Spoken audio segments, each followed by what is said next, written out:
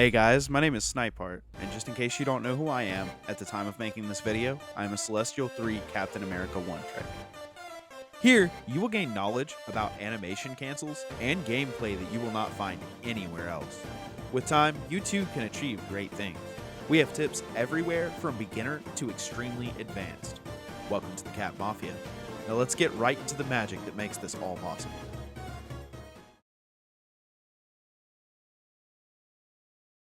Captain America has a base health pool of 675 health and a base movement speed of 6 meters per second. Your normal attack is called Sentinel Strike and does 40 damage per second on melee and 45 on throwing shields.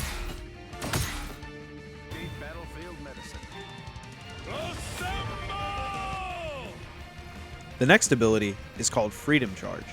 This is an ultimate ability that lasts 10 seconds. On cast, it gives the user 150 bonus health and allies 100 bonus health. Afterwards, the user receives 100 bonus health per second while their allies receive 40 bonus health per second while walking on the trail behind Captain America. In addition, the ultimate also grants 30% movement speed to the user and its allies. The next ability is called Leading Dash, which is the sprint ability. It increases your movement speed by 33.40%, and you can jump during sprint for an increase of 5 meters to your jump height.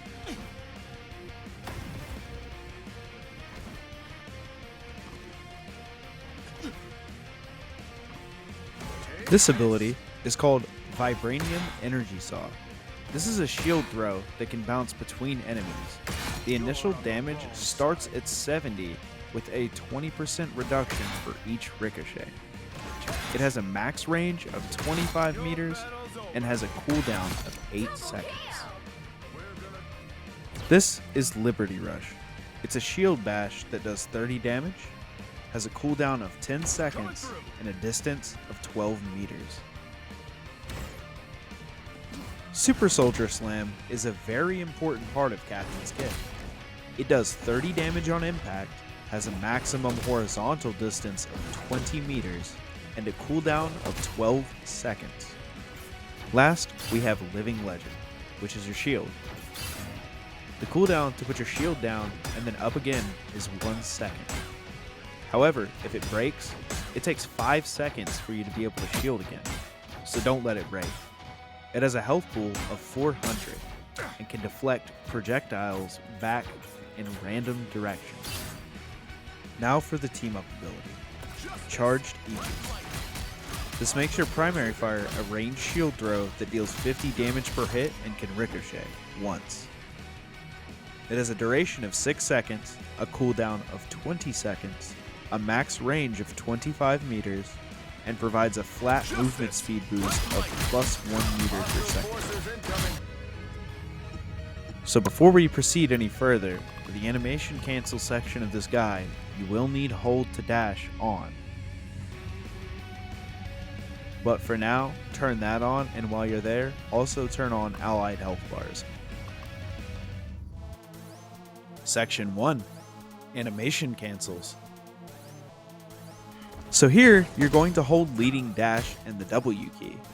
You'll notice while you're running, left click cancels Leading Dash. Your run is actually canceling Captain recalling the shield, so make sure to keep left mouse button pressed until the shield makes contact with the enemy. Initially, it was said that you press it in between, but I pioneered holding it. You can actually see me doing this as early as the beginning of January.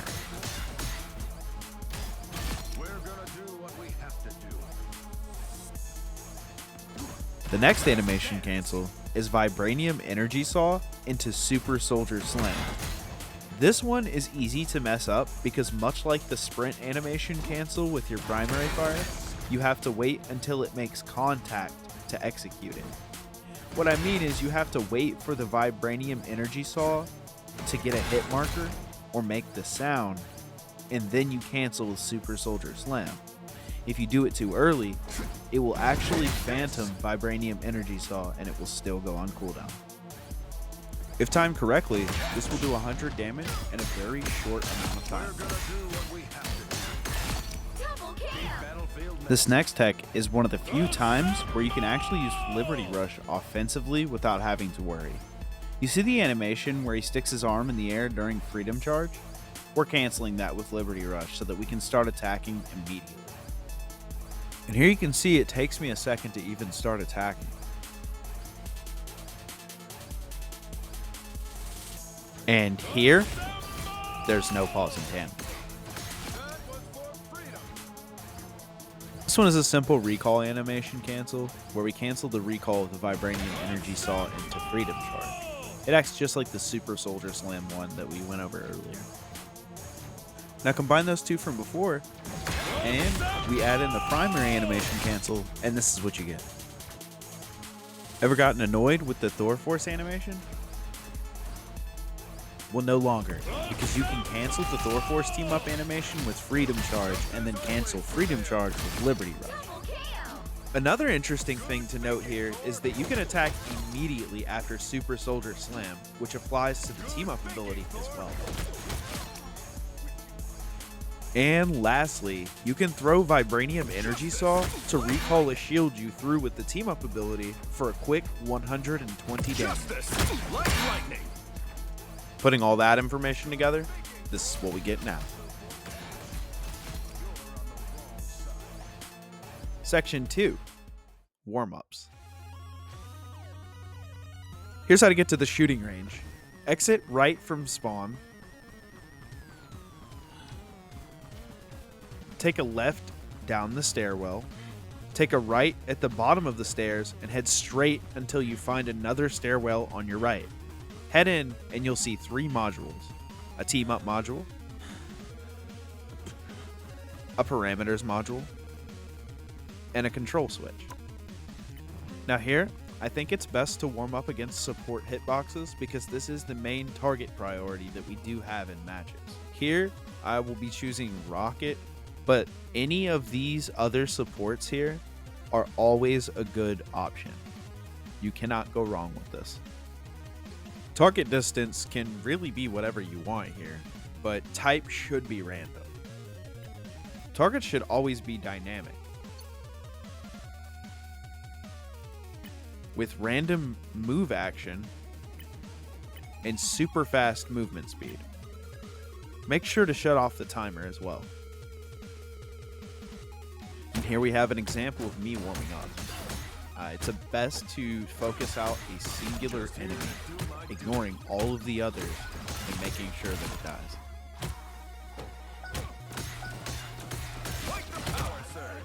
It's also a wise choice to warm up Thor Force, just in case you end up with a Thor in your match.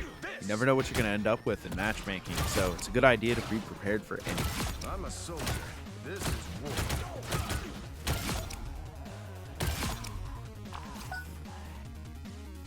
Section 3, Gameplay Tricks and Tips.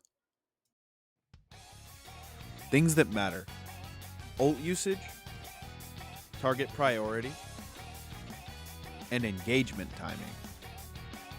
Ult usage is important because as a tank with a support ultimate, you have the ability to enable other players, stall objectives, and even force a longer engage if that's what you desire.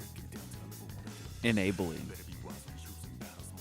Here you can see me enabling Jester on Scarlet Witch to be able to ult in the middle of an entire team.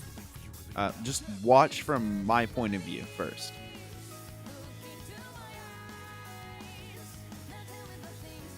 Now pay close attention to his point of view.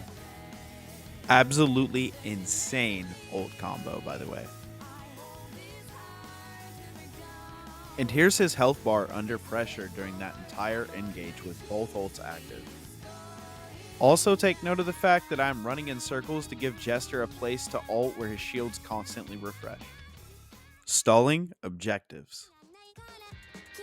Here's an example of me stalling using my ultimate. This is so that my team can get back through the strange portal in overtime and win the game. We have TP, we have TP. We have one ult play. Ult play. Right here. Touch point. Touch. Go.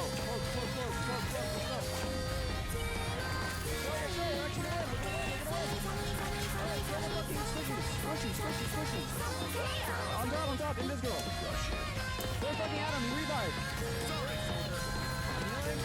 We win this, let's go. This play would not have been possible without that stall. Wow, Crazy. Forcing an engage.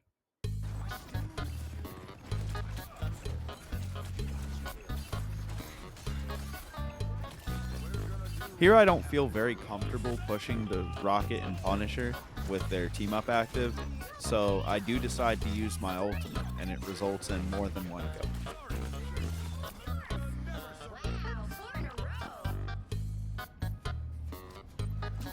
And since they can't respawn here, this round would be over, so we do push up with a high percentage on the capture point.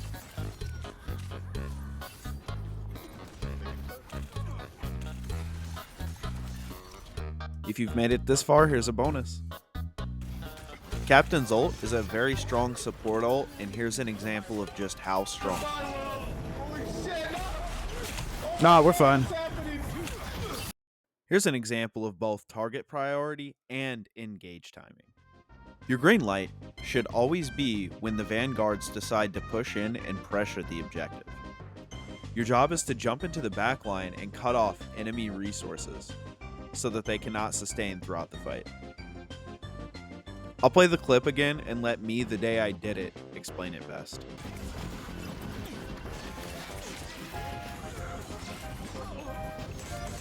I have their 3 supports back there just chilling.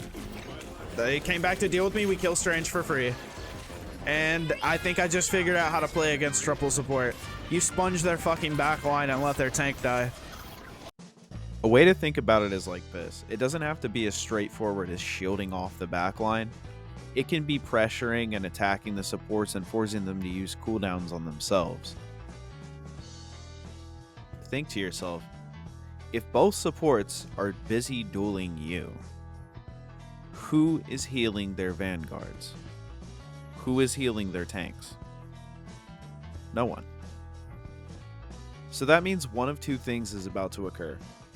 Either their front line is going to die under pressure from your team, or you're going to kill one of the supports, in most cases. When choosing which support to aggro in a regular 2-2-2 comp, you need to consider one thing. Which support is easiest to heal with? If they have a cloak and a Luna, you're probably going to want to focus down the cloak. It's much easier for cloak to heal Luna than it is for Luna to heal cloak. The reason this is important is because they're going to move around as much as possible to try to dodge your shots. Now, what does this mean? This means, yes, they could be more difficult to hit, but this also means that their other support is going to struggle a little more just to heal them.